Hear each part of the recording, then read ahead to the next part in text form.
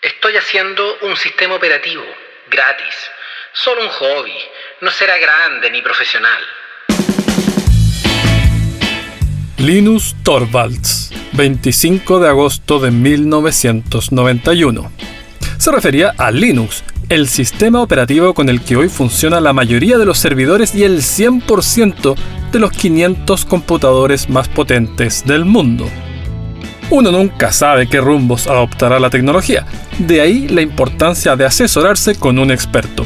Para eso está el grupo Avance, así con Z, desarrollo de sistemas, equipamiento tecnológico, videovigilancia, marketing y diseño, asesoría tecnológica, outsourcing de tecnologías de información, telemetría y videoanalítica.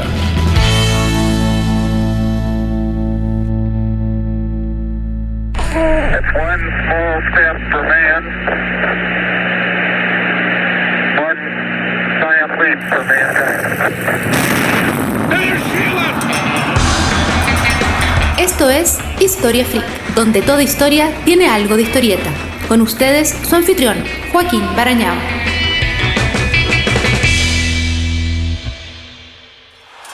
Antes de comenzar, aconsejable haber escuchado el episodio 62. Si no lo ha hecho, nada que un simple googleo Historia Freak Carlomagno no resuelva de inmediato.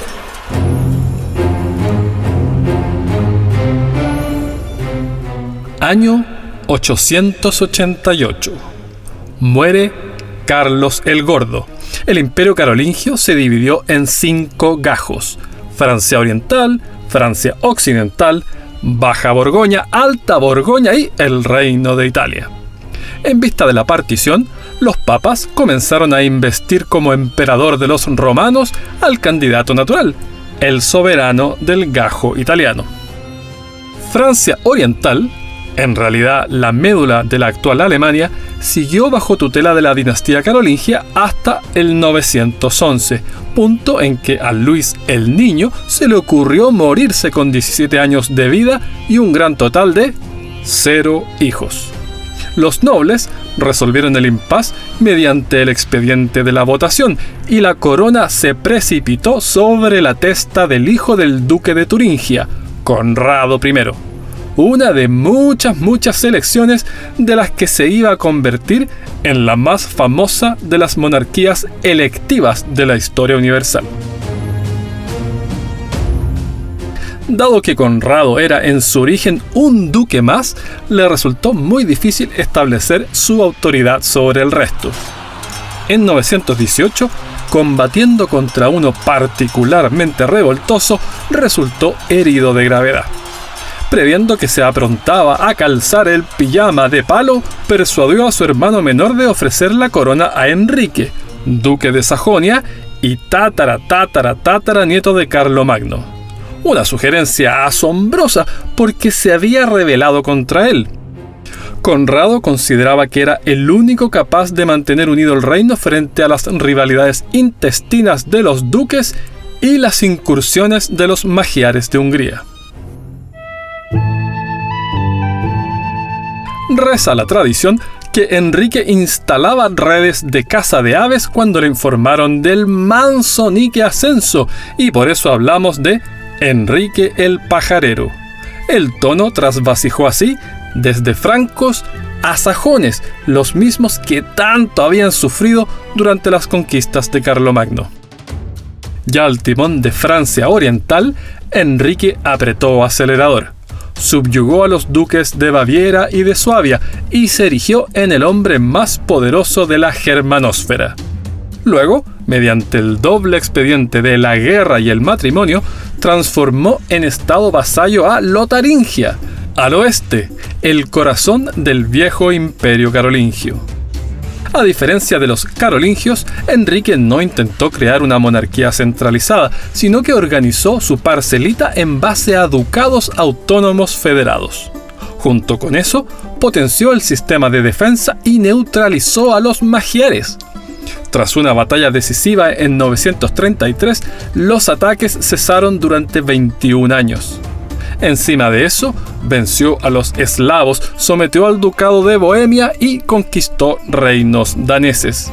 Es por el peso del pajarero en la consolidación de la identidad alemana que Wagner lo escogió como personaje de Lohengrin.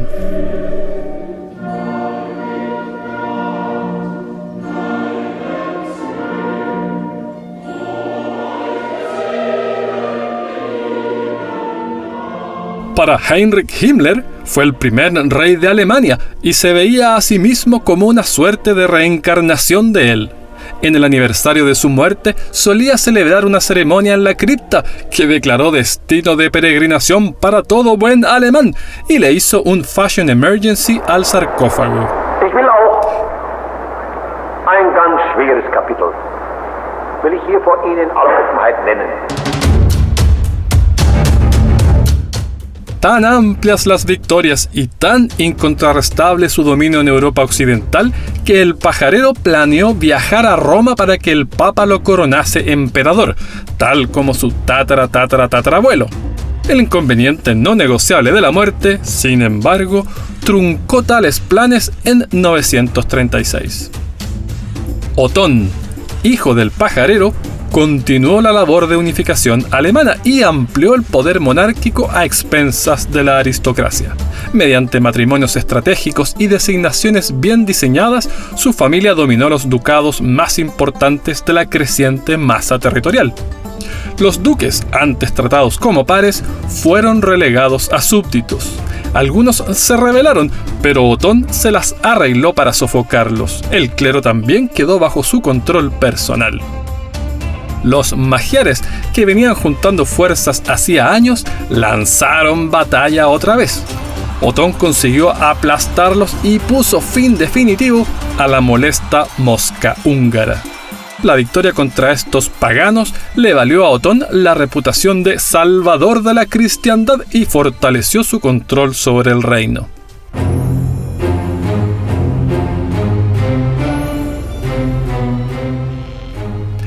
Mientras esas habas se cocían en el centro de Europa, en Italia primaba el desconcierto. Berengario I, último heredero nominal de Carlomagno, había sido asesinado y la corona imperial aguardaba un cráneo legítimo sobre el cual posarse.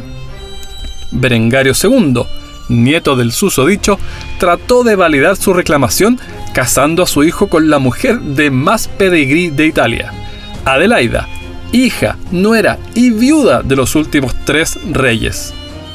Se rehusó y fue apresada. Escapó con la ayuda de un conde y se escondió en pantanos hasta que un sacerdote la rescató y la llevó a una fortaleza. Adelaida envió un emisario a Otón pidiendo su protección y, ya que estamos en estas, matrimonio. Total, ¿por qué no? A ojos de Otón, la oferta cimentaba su opción al trono italiano y aceptó. Una vez sellado el vínculo, partió a Italia, aunque con el modo luna de miel desactivado, Honeymoon mode off, y activado en vez el modo conquista. Kill everybody mode on.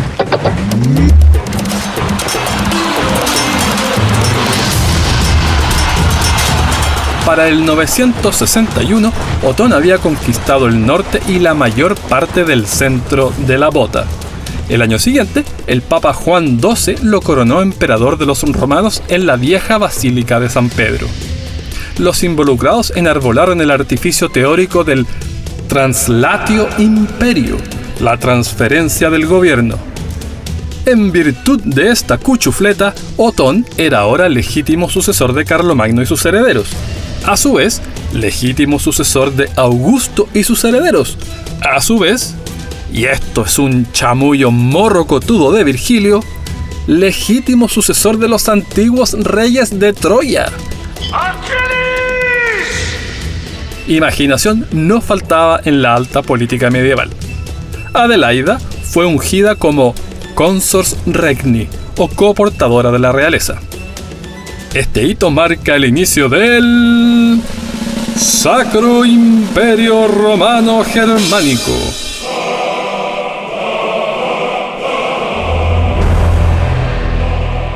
Un duradero y heterogéneo engendro territorial que nos ha acompañado varios episodios y nos acompañará varios más.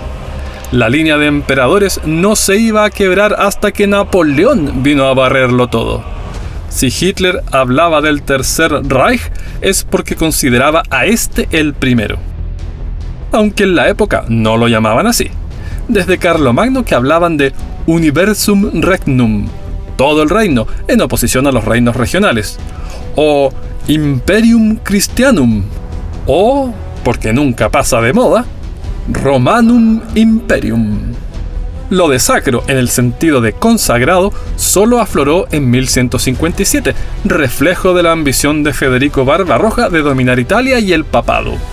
La formulación Sacro Imperio Romano se testigua recién desde 1254, y la completita Sacro Imperio Romano Germánico desde 1512 recién, cuando ya solo le quedaba un tercio de su larga existencia.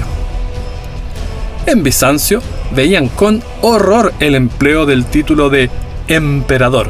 Se entendía que, así como hay un solo papa y una sola reina de la alcachofa de California, título que una vez ganó Marilyn Monroe, hay un solo sucesor de Augusto. Y lo que nadie discutía es que la línea ininterrumpida desde ese imperator originario residía en Constantinopla. Otón razonó que una alianza matrimonial apaciguaría los ánimos y con eso en mente viajó a Roma junto a su hijo de 12 para que Juan XIII lo coronara coemperador. Una vez premunido de tal estatus, procedieron las negociaciones nupciales con Oriente. Otón le echaba el ojo, como no era ideal, a la hija del monarca fallecido 5 años atrás. A su favor, había nacido en púrpura. En contra, bueno, tenía 5 años.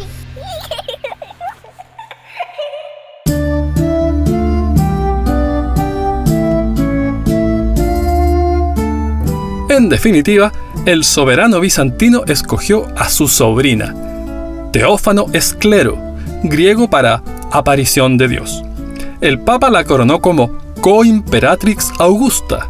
Es la única consorte de aquella entidad territorial que gozó de rango formal de emperatriz. Con Otón resurgieron las artes y las ciencias en el llamado Renacimiento otoniano. La iglesia fue reformulada para servir al imperio y las mujeres desempeñaron un papel inusualmente relevante en asuntos políticos y eclesiásticos. Una vez muerto Otón, la sucesión procedió tan lubricada como él planeó. El hijo ya precoronado fue entronizado sin oposición como Otón II, alias el Rojo, al parecer por su complexión, aunque según un cronista porque invitó a un banquete a una prominente familia romana y, una vez en la mesa, los descuartizó. Otón Jr. profundizó la subordinación de la iglesia al control imperial y la expansión hacia el sur de Italia. Teófano Esclero, que se metía un poco en todo, hasta a las campañas militares acompañaba a su marido. Los avances hincharon las pelotas de lombardos, bizantinos y musulmanes del califato fatimí, todos con banderas clavadas en la península. Las tropas imperiales se impusieron ante los principados lombardos y ante los bizantinos, pero contra el califato se estrellaron en una calamitosa derrota. Mientras preparaban el contraataque, estalló una sublevación eslava y hubo que ceder posiciones.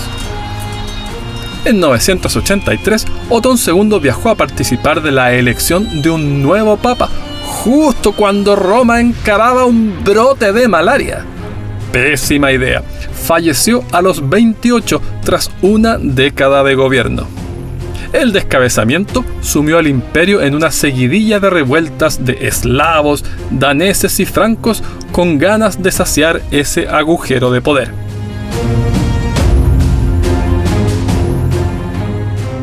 Un primo del fallecido, encarcelado desde una vieja sedición, fue liberado e intentó otra vez más usurpar el trono. Raptó al hijo de 3 años de Otón y se hizo proclamar rey de los romanos ante las tumbas de Otón I y del pajarero. No logró apoyo suficiente entre los nobles, tuvo que ceder y devolver al niño. La posteridad lo conoce, por excelentes motivos, como Enrique el Pendenciero. el mocoso fue proclamado como Otón III. Teófano Esclero asumió el muy masculino título de Imperator Augustus, administró con tacto y firmeza y sofocó las disidencias. Un contemporáneo, que por lo visto entendía la sabia gestión como virtud privativa de su sexo, comentó que la bizantina era dueña de una fuerza verdaderamente masculina. Algunos la criticaban por sus costumbres decadentes, como prendas lujosas y, que ya sabemos que la higiene no es la especialidad del medioevo, sus baños diarios. A otros les asombraba que para llevarse la comida a la boca, en lugar de usar las manos como toda persona de bien, empleaba instrumentos de oro de doble punta. Tenedores, si me perdona el tecnicismo. Cuando Otón III tenía 11, Teófano Esclero murió, con 31. Abuelita Adelaida tomó las riendas hasta que el muchacho tuvo edad para decirle «Gracias, Oma, pero aquí mando yo». En 996 marchó a la Ciudad Eterna para reclamar los títulos de rey de Italia y sacro emperador, formalmente vacantes desde la muerte de su padre. Tocaba, además, restablecer el control sobre Roma, revelada bajo el liderazgo de Crescencio el Joven, un noble contrariado con el poder extranjero. Otón III extinguió el exabrupto e instaló a su primo como Gregorio V, primer papa de ascendencia alemana. Ya, pero tampoco Otón se marchó. Crescencio recordó aquello de que cuando el gato no está, los ratones están de fiesta, y armó otra tole-tole. Depuso a Gregorio y, con apoyo del monarca bizantino, instaló a un griego como Juan XVI. A Otón no le quedó otra que regresar a reponer los puntos sobre las íes. Juan trató de huir, pero le dieron caza y le cortaron la nariz, las orejas y la lengua. Le rompieron los dedos, lo cegaron para impedirle escribir y lo desfilaron por las calles sentado de espaldas sobre un burro. Una vez que Gregorio falleció, Otón III enchufó en el sillón pontificio a un antiguo profesor suyo, Silvestre II. Todo este tejemaneje del sacro emperador fortaleció aún más el control del imperio sobre la iglesia.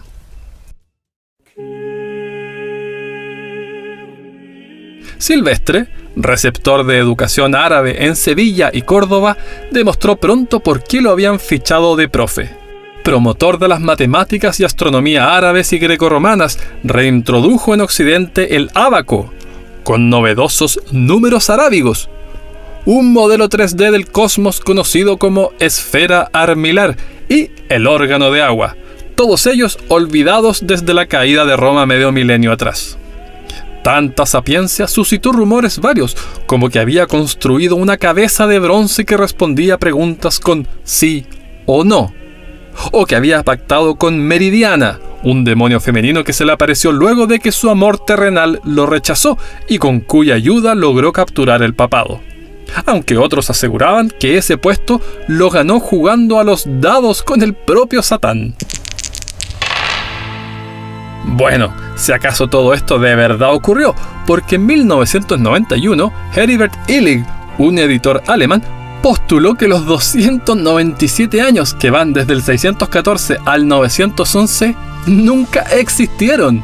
Recolectó supuestas pruebas de que Otón III y Silvestre II se coludieron para falsificar documentos e inventar el sistema del Anno Domini de manera retroactiva con el fin de ubicarse en el magnético año 1000 y así legitimar la reclamación sobre el Romanum Imperium. Todo el periodo carolingio, Carlomagno inclusive, sería una invención. Libros varios y un artículo de Wikipedia discuten este desvarío.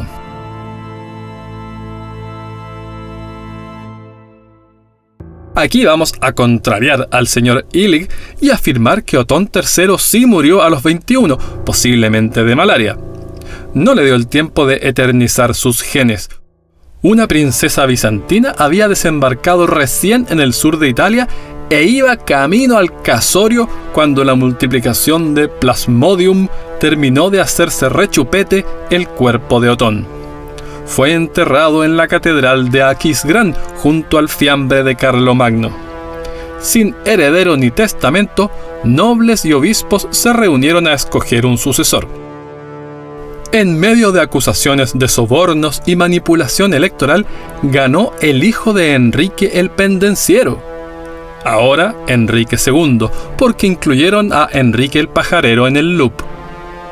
Dado que el Pendenciero era segundo duque de Bavaria, para efectos de historia en baja resolución, Enrique II es hijo de Enrique II. En 1014, el Papa Benedicto VIII lo coronó como sacro emperador. Por su piedad y promoción de la Iglesia fue canonizado tras su muerte. Lo mismo su esposa, Cunegunda, aunque tanta devoción no les alcanzó para cubrir el capítulo de la fertilidad, porque hijos no tuvieron. Algunos creen que estos monarcas con alma de monjes solemnizaron un voto de castidad. De modo que cuando el gran jefe pereció en 1024, los nobles enfrentaron un nuevo quiebre en el hilo dinástico. Escogieron a un noble franco, Conrado II, tataranieto de Otón I. Fin de la dinastía sajona. Estreno de la sálica. Tras 12 años, Conrado fue sucedido por su hijo, Enrique III, alias el Negro, por su piel y su barba. Y a ese Enrique lo relevó otro más, su hijo, en adelante Enrique IV. Le tocó compartir el tiempo-espacio con el Papa Gregorio VII, el primer pontífice en introducir celibato mandatorio para el clero. En 1075, un concilio presidido por ese Gregorio declaró que solo la Iglesia podría investir, deponer o trasladar a obispos y abades. Dado que los sacroemperadores se arrogaban tal prerrogativa, Enrique entró en pie de guerra. Le envió una punzante carta en la que llamaba a reemplazarlo. Enrique, rey no por usurpación, sino por la santa ordenación de Dios, a Hildebrando, Su nombre de pila. actualmente no papa, sino falso monje. Fue el comienzo de la querella de las investiduras.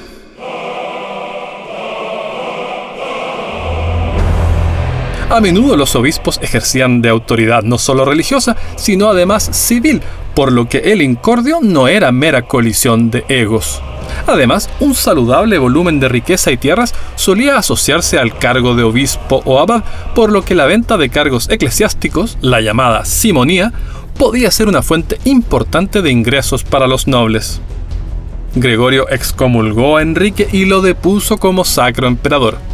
Un quiebre con el Papa implicaba para el soberano el riesgo de perder a la muy cristiana nobleza alemana, así que decidió abuenarse. En 1077 se lanzó a caminar 816 kilómetros en calidad de penitente, cruzó los Alpes en pleno invierno y tocó las puertas de Gregorio en el pueblo de Canosa.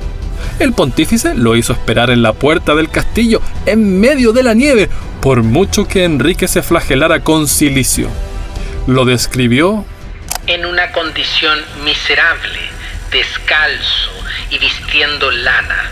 No cesaba de llorar y rogar por la ayuda y consolación de la compasión apostólica.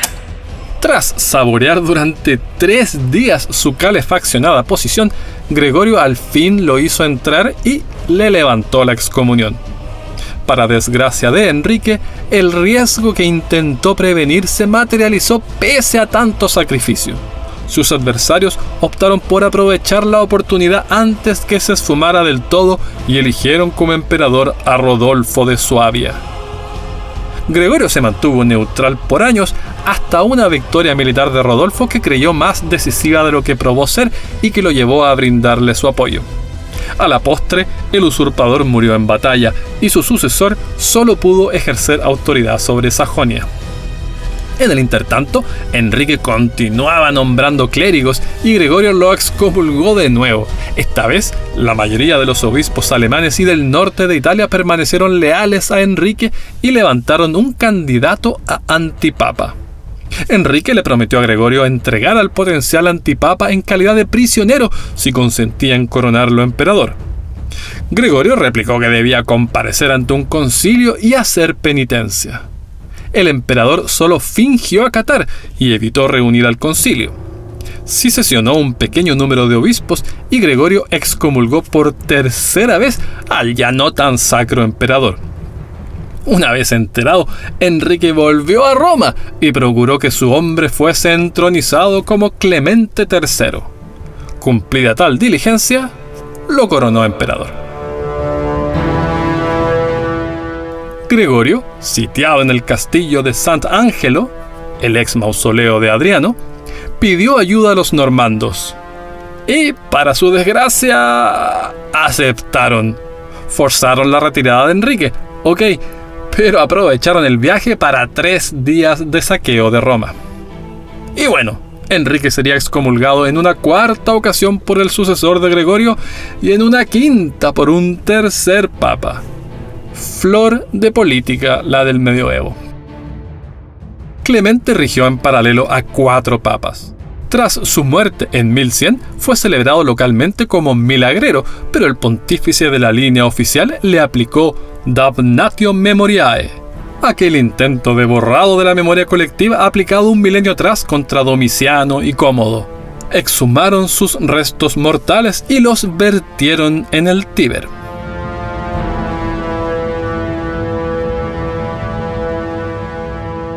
El papado logró al fin cierta independencia de las autoridades políticas en 1122 mediante el Concordato de Worms.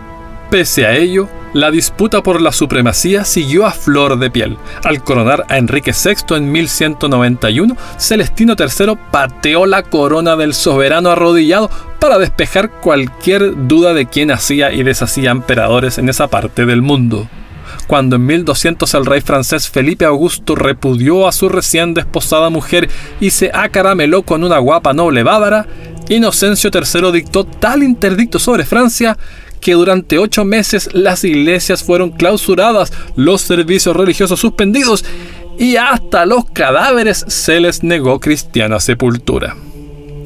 La división de competencias entre el poder temporal y el espiritual se iba a convertir en un notable diferenciador entre Europa y el resto del mundo.